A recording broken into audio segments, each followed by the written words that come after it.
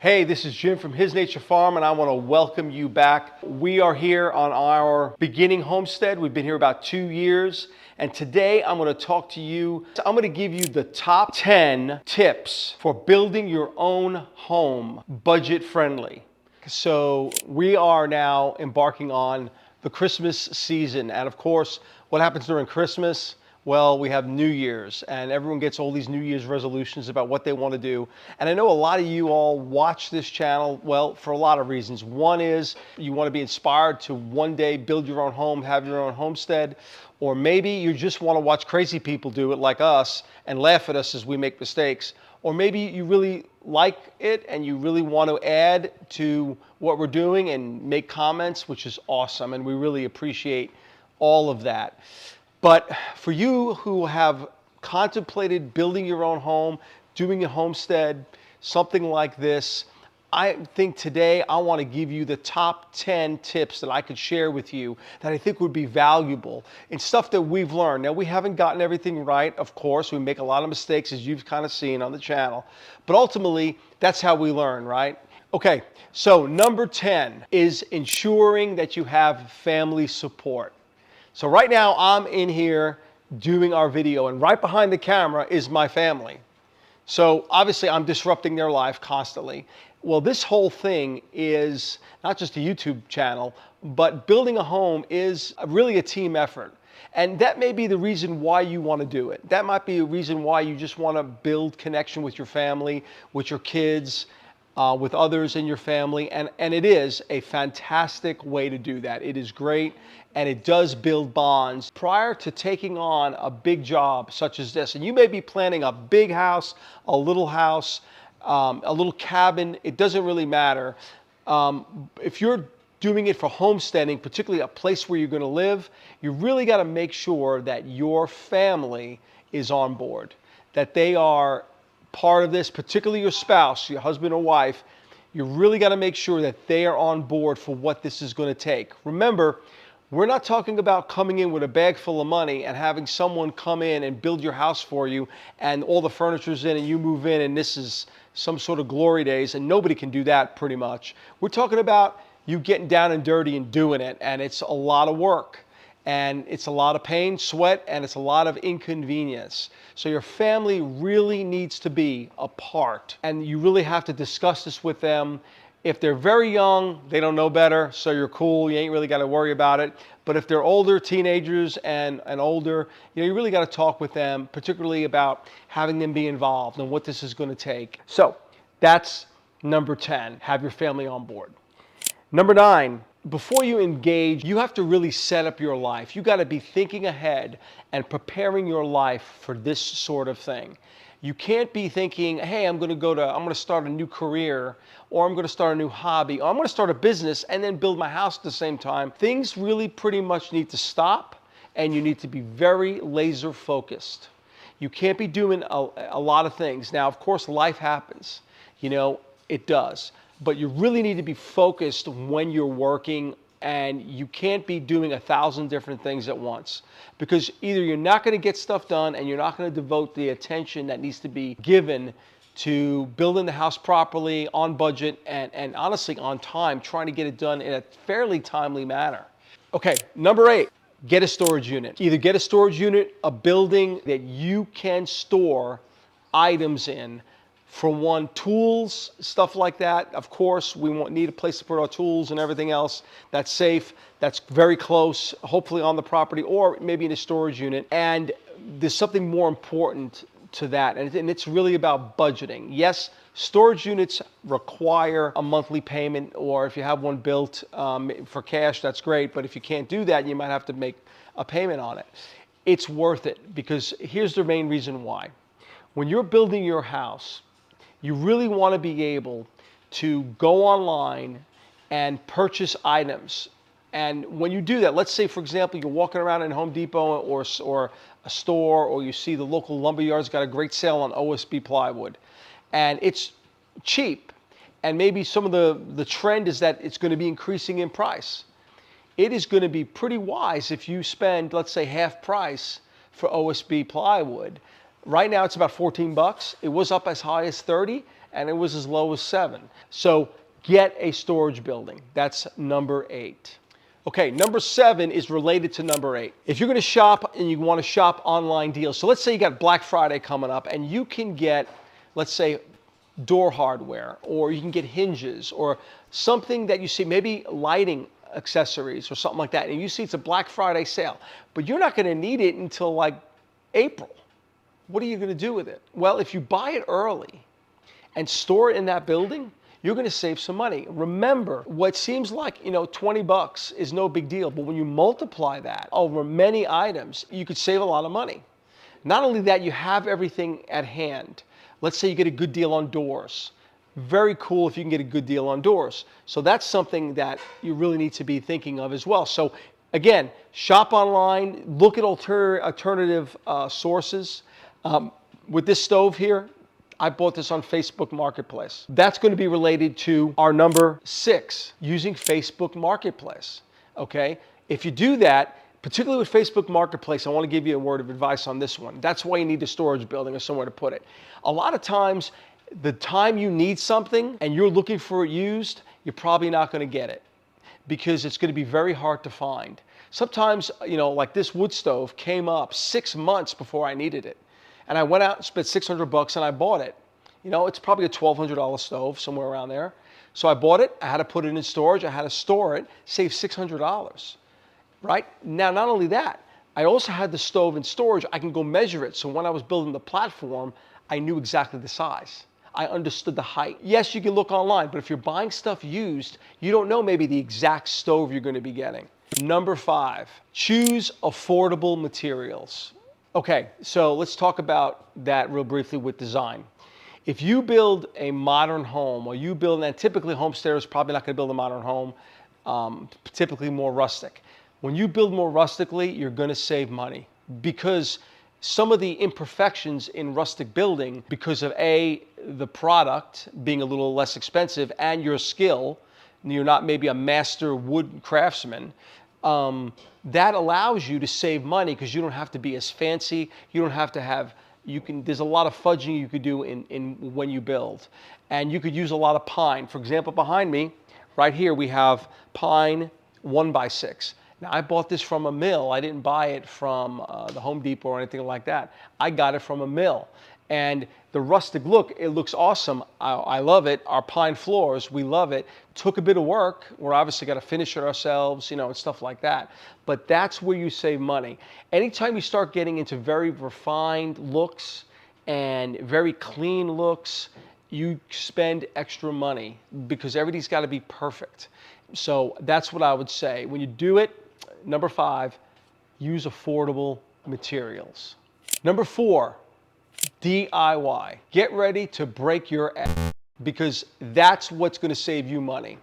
If you don't want to work hard, sweat, have your kids work hard, have a lot of work, be getting on them, hey, you need to go do this, need to go do that, you need to go outside, you need to build this, you need to work hard yourself. If you don't want to do that, you're not going to save any money. For one, you're not going to teach your kids anything, and you're not going to build your own resilience.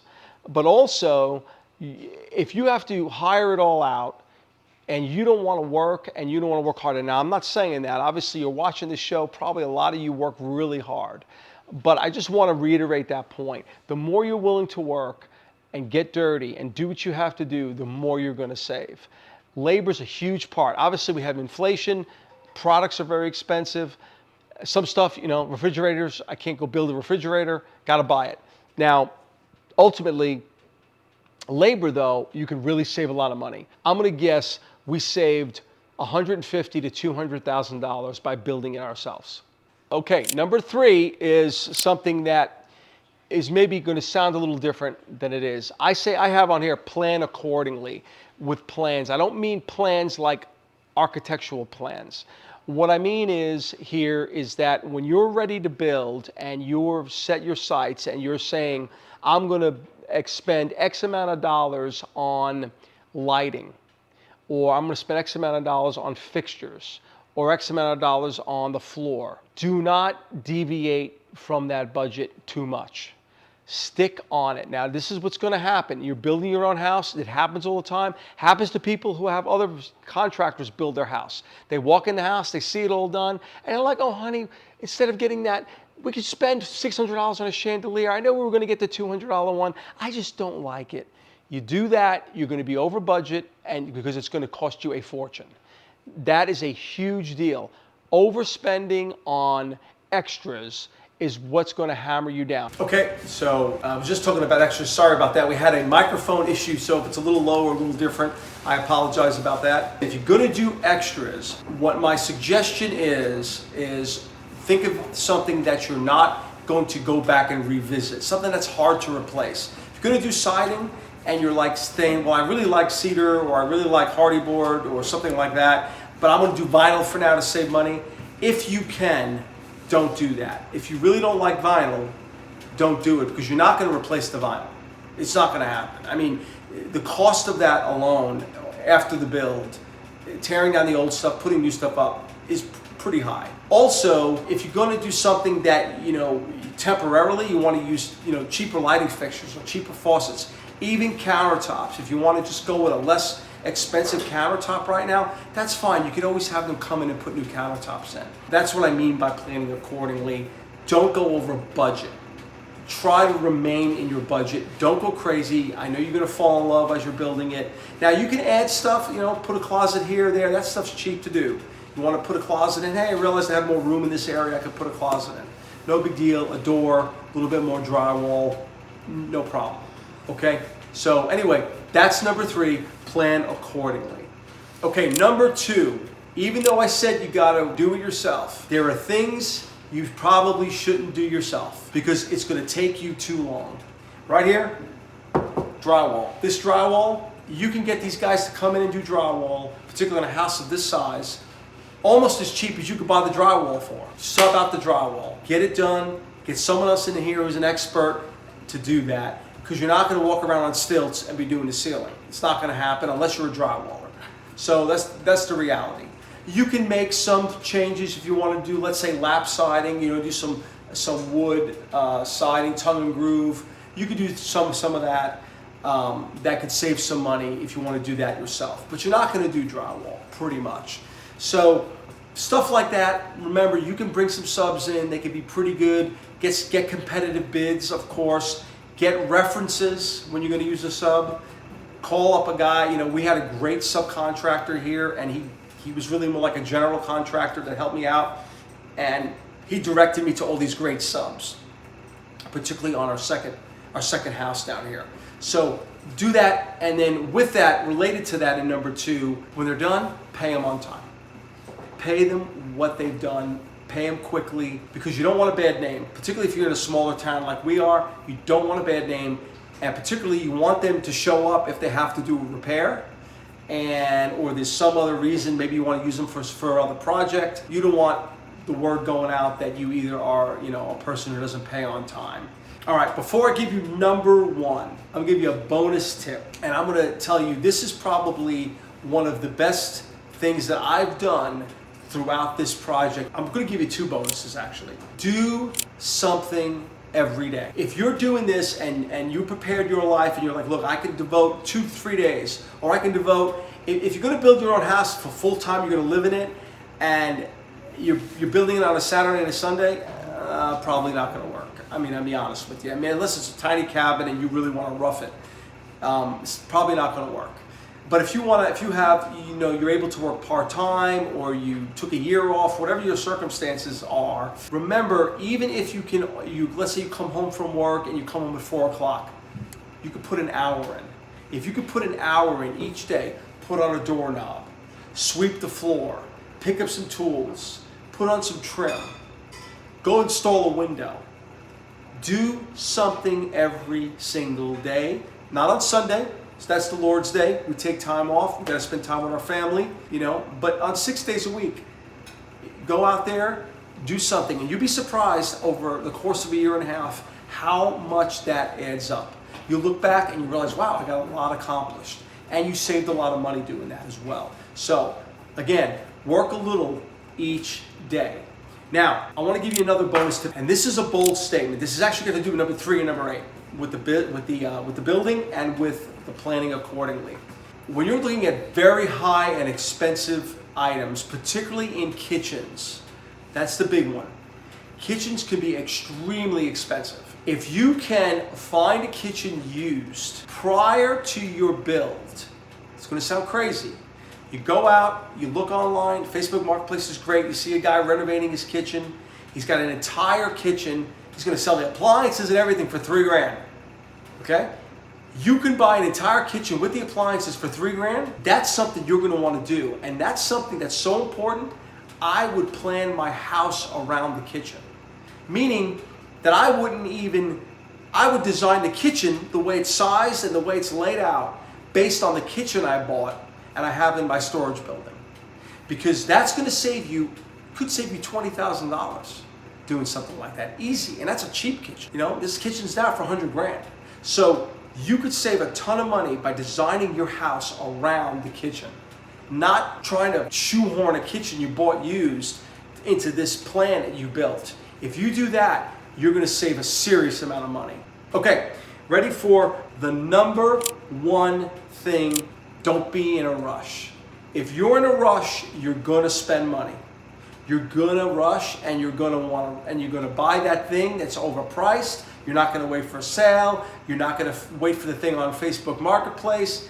You're going to rush. You're going to want to get it done. So when you're thinking about building a house, particularly anything of size, 2 years minimum. You say, what? That's crazy. I'm not at 2 years. If Bob the builder comes out and builds your house, he's going to spend 9 months anyway.